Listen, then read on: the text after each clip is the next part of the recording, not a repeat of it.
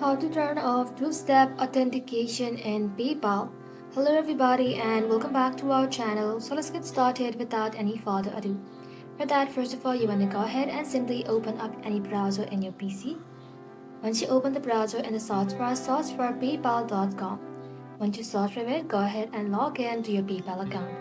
So once you're logged into your account, you want to go ahead and simply tap on the settings like icon right over here. And once you're inside settings, simply tap on security. Inside security, scroll below and then you'll be able to find two-step verification. Tap on update. And just like so, as you can see that the two-step verification is on, you want to go ahead and simply tap on turn off, then tap on turn it off.